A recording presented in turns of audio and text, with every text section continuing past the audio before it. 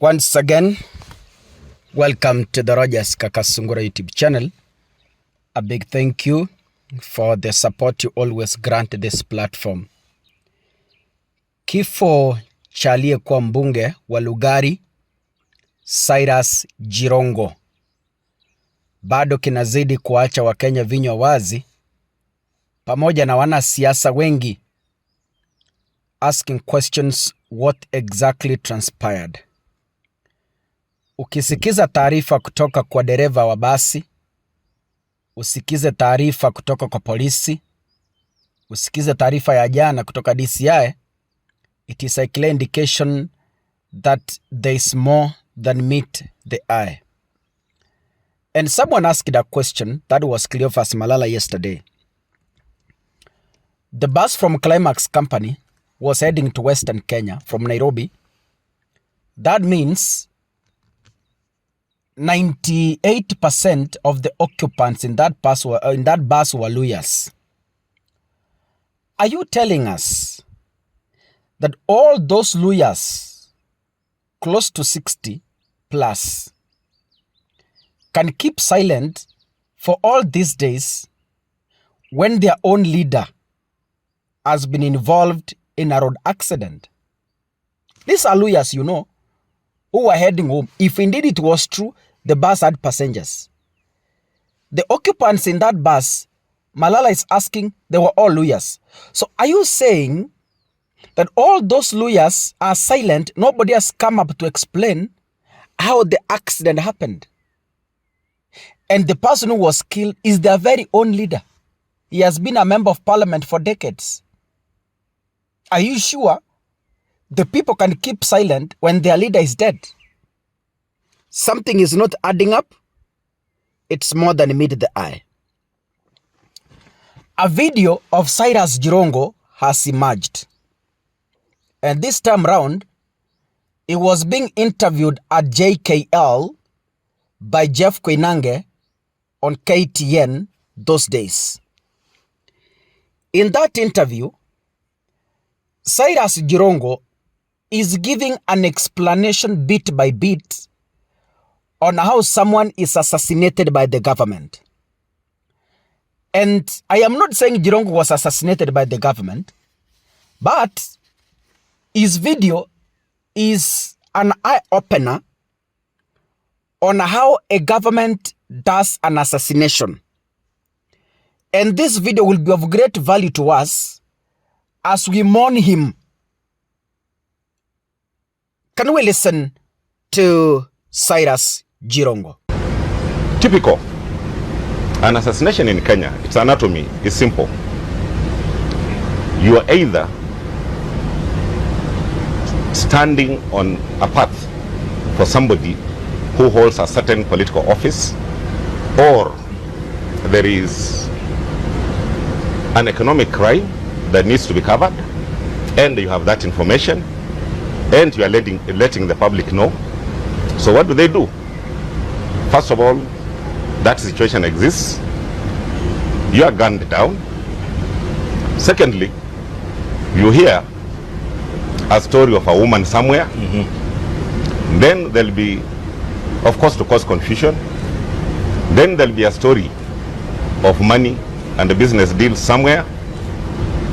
And then thereafter the police will come up with some very stupid explanation of what happened.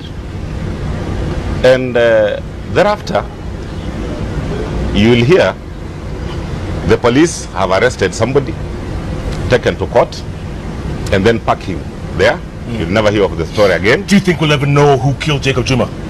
Let me just explain. This is a very critical thing.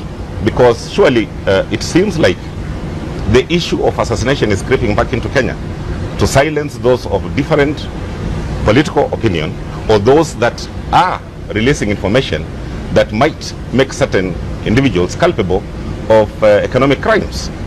Now, thereafter, that explanation comes up, it doesn't make sense.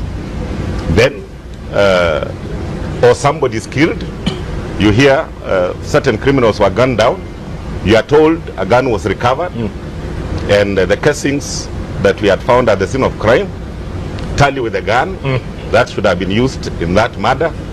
And then somehow the media is manipulated and the people forget about you. Yeah. This explanation, we can now connect it to Cyrus Jirongo's assassination.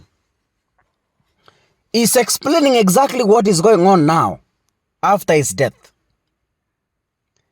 He has said after an assassination, the police will try to come up with petty, stupid explanations. Mark this. Go and read the police report. Go and listen to the story from the driver of the bus. And then read the press release that was released yesterday by DCI. The three do not read from the same page. A police report says Jirongo was driving from Nakuru to Nairobi. And then he made a U-turn after fueling his car at a petrol station. The driver of the bus says there was a traffic jam, which made Jirongo to overtake at a high speed, which prompted the driver not to give way because he had over 60 passengers on board. Yesterday, a DCI report says Jirongo was driving from Nairobi and he made a U-turn to the petrol station, but he didn't fuel his car. He again made a U-turn back to Nairobi, which contradicts the police report that it says Jirongo was driving from Nakuru. Got it? Mohammed Ali, alias Jicho Pevu, is an investigative journalist, but currently a member of parliament for Nyali constituency. When he was a journalist, he severally covered assassination cases. I watched a very traumatizing report that Muhammad Ali did about George Saitoti's assassination and many other assassinations that was orchestrated by the government. Muhammad Ali is writing something which is igniting our sense this morning. Muhammad Ali is saying this: to the family of the late Cyrus Jirongo, please make sure you have your own pathologist in that room. The story doesn't add up. I interviewed Jirongo once time and he expressed fears for his safety. Muhammad Ali is exposing some three things here. Number one, he says, as an investigative journalist, after listening to the stories don't connect, they don't add up. Number two, Muhammad Ali is raising fears that if the government runs to do a post-mortem themselves, they will compromise the report. Number three, Muhammad is saying he had interviewed Jirongo before and Jirongo told him, my life is in danger. So, the biggest question this morning, who exactly wanted Cyrus Jirongo dead? Your guess is as good as my guess. If you're watching this video, kindly make sure you click the subscribe button. And of course, remember to turn on the notification bell. God bless you. See you in the next episode. Asanteni sana.